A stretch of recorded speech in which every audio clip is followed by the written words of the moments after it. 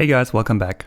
We'll continue with the book Automate the Boring Stuff with Python, and in this video we're going to cover regular expressions. You can read the book for free by heading over to automatetheboringstuff.com, or if you prefer a physical copy of the book, there's a link in the description down below. Also subscribe to the channel so you get notified whenever a new video is released. Regular expressions are really useful if we want to search for a specific pattern in a text. We can save a lot of time by using regular expressions rather than writing code that covers all the edge cases of testing whether some entry is an email address or, for example, a phone number. We'll first have a look at how we can write code without regular expressions, then we'll cover regular expressions, and finally we are going to work on a project together to automatically extract phone numbers and email addresses from a block of text. So let's jump right in, and before we actually start working on regular expressions, let's have a look at how we could check whether some text input is a valid phone number without using regular expressions. And for this case, we are going to assume we are just checking for US or Canadian phone numbers and they have a specific pattern. We first have a 3-digit area code, then a hyphen, then a 3-digit number, another hyphen, and then a 4-digit code. That means in total we are going to have 12 characters, and so we are writing a function isPhoneNumber that takes in some text as input. And first of all, we are checking if the length of the text that has been provided is 12 characters long. If that's not the case, then we're going to return false. Next, we are checking whether the characters in the range 0 to 3, so the first 3 digits of the string, are decimal values. And if that's not the case, we are again returning false. And then we're checking if the text at position 4, so at index 3, is equal to dash. If that's not the case, again we return false. Then we are checking the second 3-digit block here, whether those are actually decimal numbers. And again we are returning false if that's not the case. We're checking for the second hyphen if that actually exists and return false if it's not. And then we check the final 4-digit block and check if all of those are decimal numbers. And if that's not the case, again we are returning false. And at the end of the function we return true, so if none of these statements here is invalid, then we return true and confirm that our phone number is valid. Now at the end we are checking if a phone number is valid by passing it into the function. So here first of all we are checking if this combination of digits here is a valid phone number, and then we are checking if this string here is a valid phone number. Now if we run the program, we get back that this of course is a valid phone number, while the second string here is obviously not a phone number. Now if instead we want to check if there's a phone number in a string, without directly passing that specific phone number to a function, we need to modify our code slightly. So in this case we have a message here which contains 2 phone numbers, and then we're looping over each character in the range, and we have a look at each 12 character block, and then we call isPhoneNumber on each of those blocks. So as we call it the first time, we're going to start at the very beginning, take the first 12 digits, pass it to our function and see if that's a valid phone number, which is not the case. Then we continue with the next 12 digits and so on and so forth until we worked all the way up to this phone number here. And this of course is going to give us back that we get a valid phone number. And at this point we're going to print it out. So as we see that works, we found both of those phone numbers, the first one here and the second one over here, but of course we had to loop over all of those characters here. Now even if you have a very long string, a text with maybe millions of digits, that's still gonna go really fast because Python is quite efficient in running those programs. But in terms of writing the code, we can save a lot of time by using a regular expression. So let's next have a look at how we can solve this problem using regular expressions. Now the previous program we looked at is indeed able to find a valid phone number, but it takes many lines of code to accomplish that. And especially if the phone number is formatted in a different way, so for example if we have an extension included, or if it's for example separated by dots rather than dashes, we're going to have to add a lot more code to cover for those cases as well. And for those scenarios, regular expressions can be super helpful. And let's have a look at how we can actually work with regular expressions. To start out, we need to create a regex object, and to use regular expressions we first of all need to import the array module. To create a regex object that's actually matching the phone number we looked at before, we need to do the following.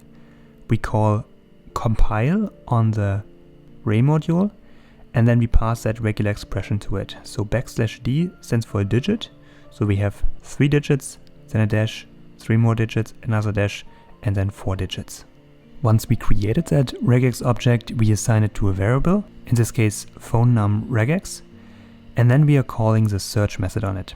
The search method takes a string, and we are then searching that particular string for that specified regex object. The result of that is going to be assigned to the variable mo.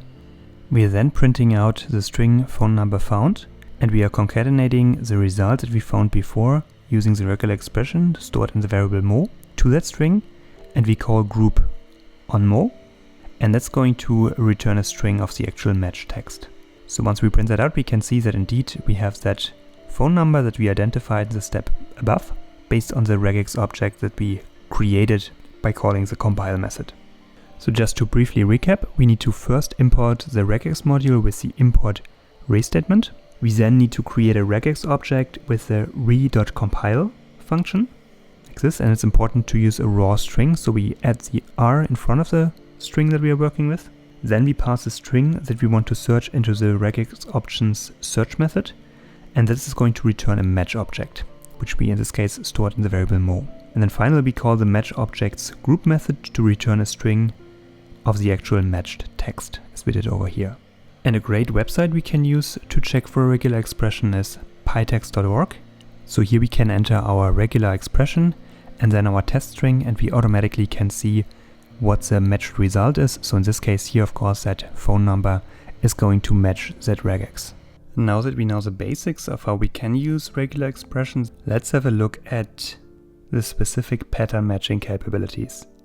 And let's start out with grouping by parentheses. When we create a regular expression, we can add parentheses to create groups in our regex. So here, for example, we are using 2 pairs of parentheses around those blocks of numbers of our phone number. So first we have the area code, that's our first group, and then we have the rest of the phone number, and that is our second group. Now when we set it up like that, we can go ahead and we can call the group method, and we can pass in the specific group we are interested in. So let's say first of all we're interested in the first group. In this case we are calling the group method and we are passing an argument of 1 to it, and that's going to give us back the first group of our regular expression.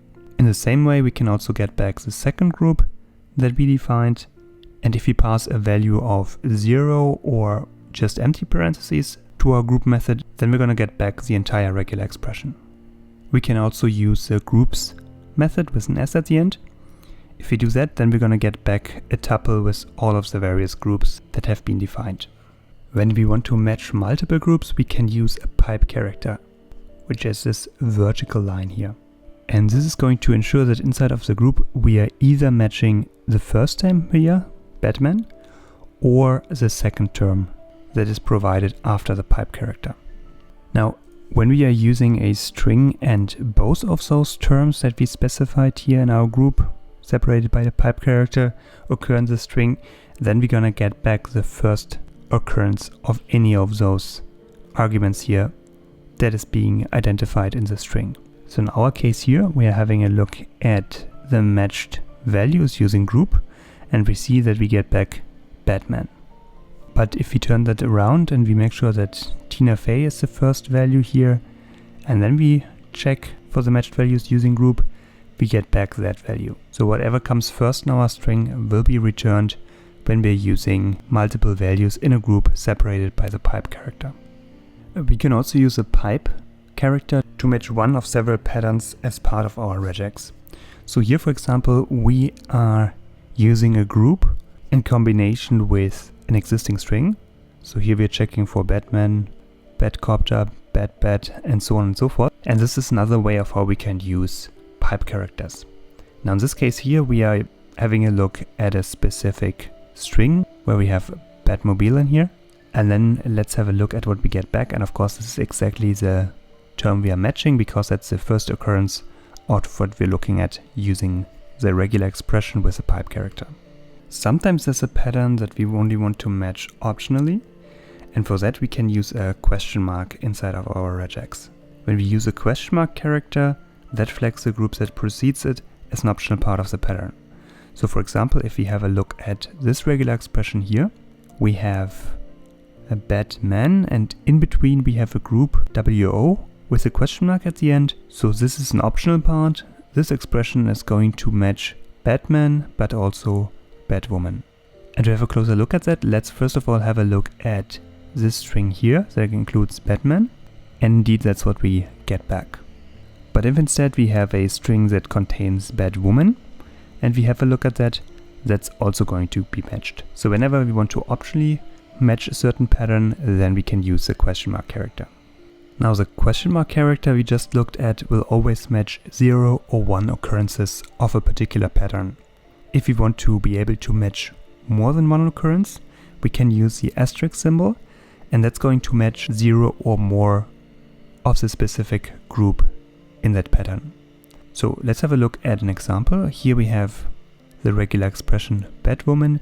We're using a group WO and then the asterisk symbol. And just as before, if we are matching a string that contains, for example, Batman or Batwoman, we are going to match this. There's so far no difference compared to the question mark symbol.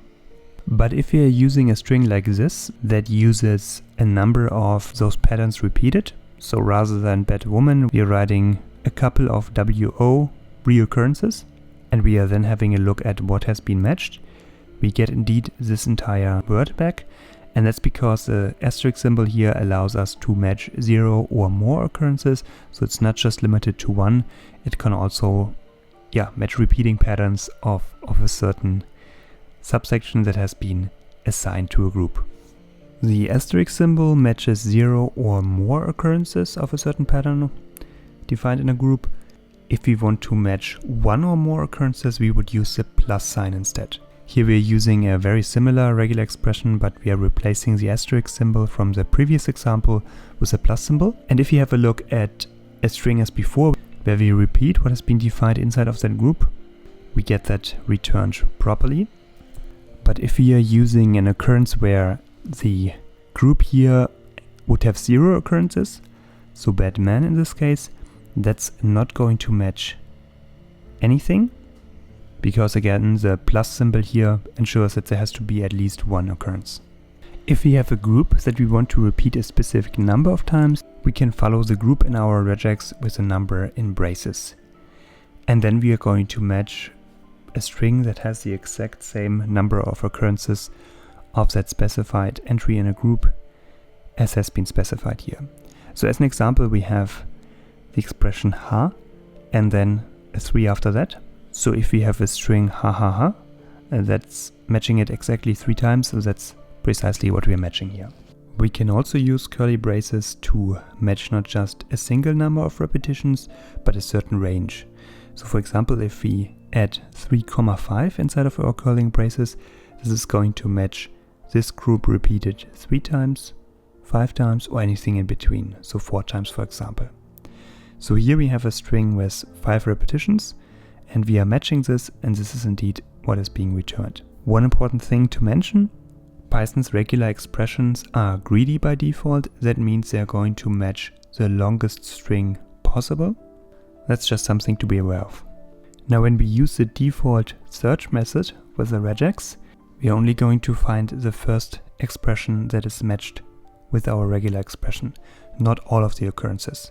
So here, for example, we have 2 phone numbers, and when we use the search method and we return the matched expression, we get only back the first phone number.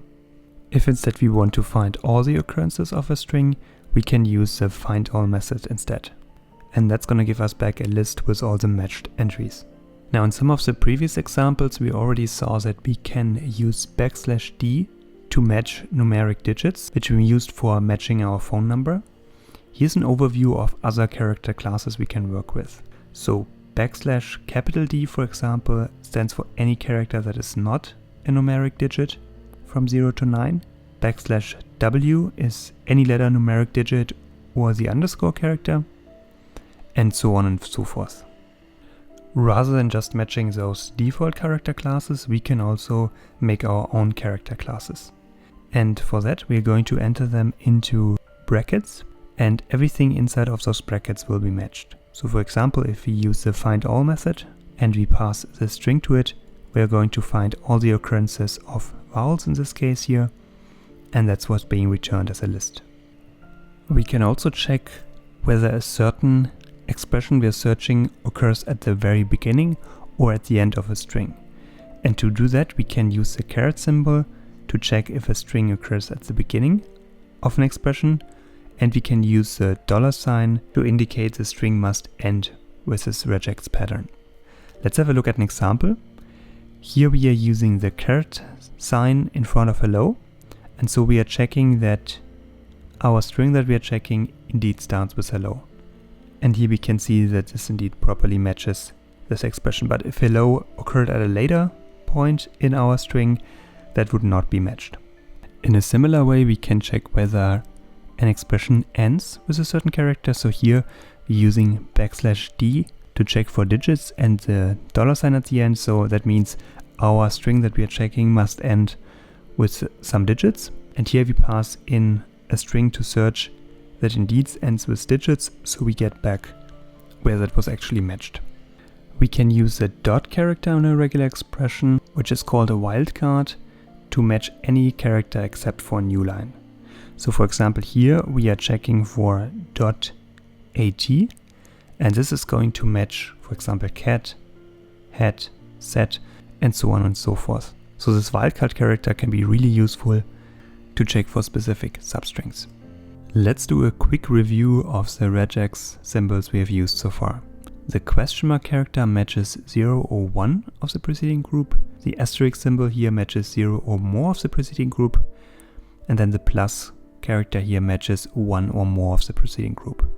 We also have the option to exactly match a certain number of occurrences of a group, either by directly providing that specific number, or we can add a comma and then a second value, and then anything in that range will be matched. We can also provide the starting value and a comma, and that's going to match this number of occurrences or any larger number. And we can do the same with like a comma and then a number, so this is going to match 0 up to m occurrences of the preceding group.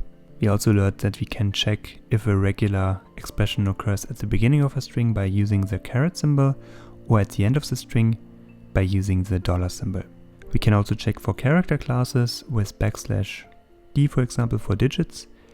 And we have the option to create our own character classes by using the brackets and then entering whatever we want to check for inside of those brackets. By default, regular expressions are case sensitive. That means it really matters whether the string is in uppercase or lowercase, but we can also specify that we want to check a string independent of its case. So in that case, we would pass a second argument here to our compile method, and that is the I function that's called on our array module here. So that's going to ensure that our matches are case insensitive. So here, for example, we have Robocop, and in this string that we're checking for, Robocop has actually a different case, but since we specified it to be case insensitive, this part is still being matched. When working with regular expressions, we cannot just find occurrences of strings, but we can also replace them or substitute them, and that's possible by using the sub method here. So let's have a look at an example. Here we are calling the sub method and we're passing censored to it and then a string. So we are going to replace agent in this case, so what has been specified in our regular expression here, with censored. Let's use what we learned so far about regular expressions to write a program that allows us to easily find phone numbers and email addresses from some text. We could use it, for example, to quickly check websites for all of the phone numbers or all of the email addresses and then extracting them. And the way it's going to work is as follows. We're going to get some text off our clipboard, and then we're going to find all phone numbers and email addresses in the text, and then we're going to paste them to the clipboard. So specifically, we are going to use the paperclip module to copy and paste strings.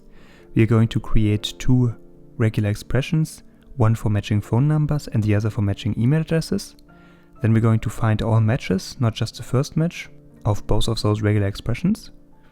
Then we're going to format the match strings into a single string to paste. And then we're going to make sure that we display some message if no matches have been found. So let's have a look at that. We need to import both our re module to work with regular expressions and also paperclip to copy and paste information to our clipboard.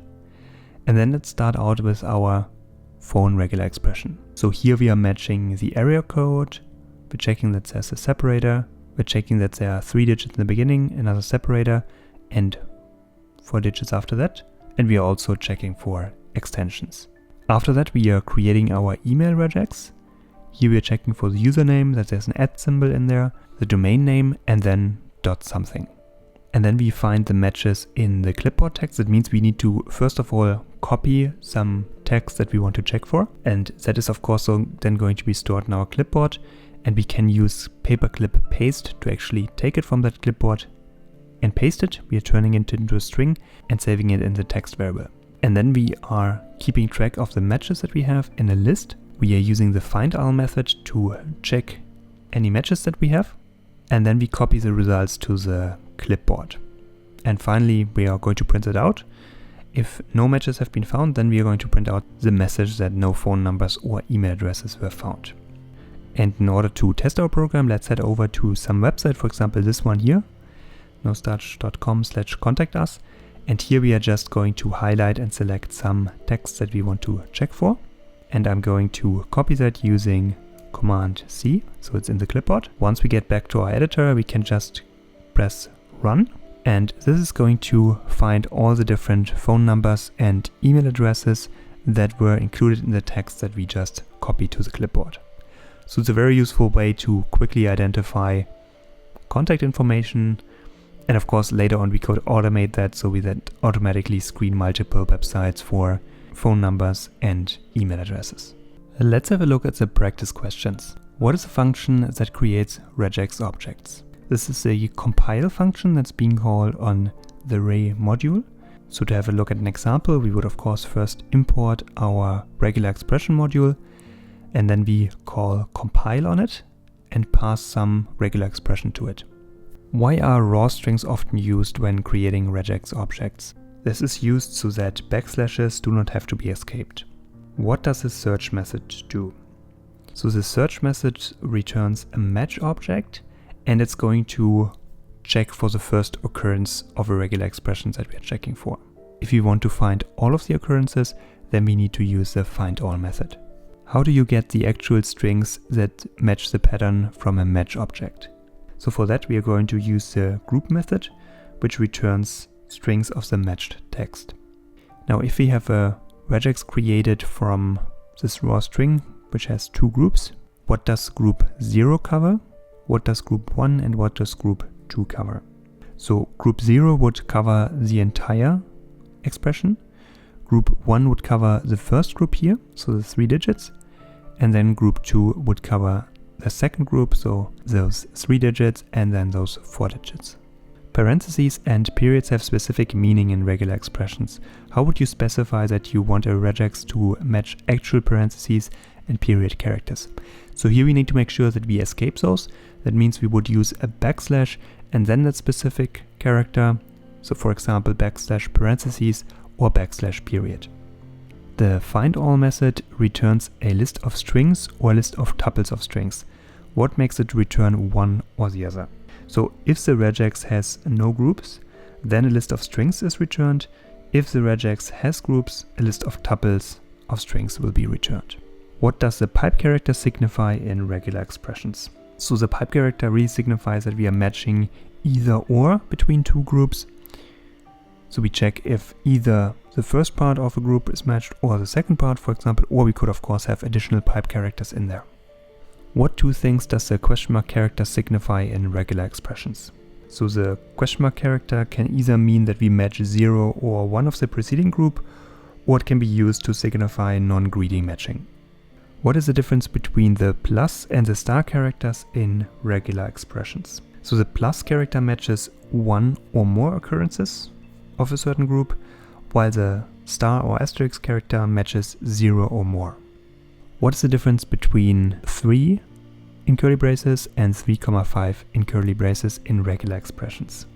So when we have a 3 in curly braces, that's going to match exactly 3 instances of the preceding group. And then if we have this 3,5 in curly braces, this is going to match between 3 and 5 instances of the expression in the preceding group. What do the \d, \w and \s shorthand character classes signify in regular expressions? So they match a single digit in the case of \d, a single word, or a single space respectively. What do the \D, \W and \S shorthand characters signify in regular expressions? So they would match basically the exact opposite of the lowercase characters here. \D would, for example, match a character that is not a digit. W would check that it's not a word, and \S would check that it's not a space character. What is the difference between $* and $*? So the $* performs a greedy match and the $* performs a non-greedy match. What is the character class syntax to match all numbers and lowercase letters? So there are two options to address that. We could either in brackets have 0 to 9, A to Z, or we could swap it around and say A to Z, 0 to 9. How do you make a regular expression case insensitive? So we can do that by passing re.I or re.ignore case as a second argument to recompile, and that will make it case insensitive. So as an example here we have a call to compile on the re module, and we pass, so here for example we are calling the compile method on the re module and we pass re.I as a second argument to it to make it case insensitive. What does the dot character normally match? What does it match if re.all is passed as a second argument to re.compile? So the dot character normally matches any character except the new line character, but if we pass re.all as a second argument, then the dot will also match new line characters.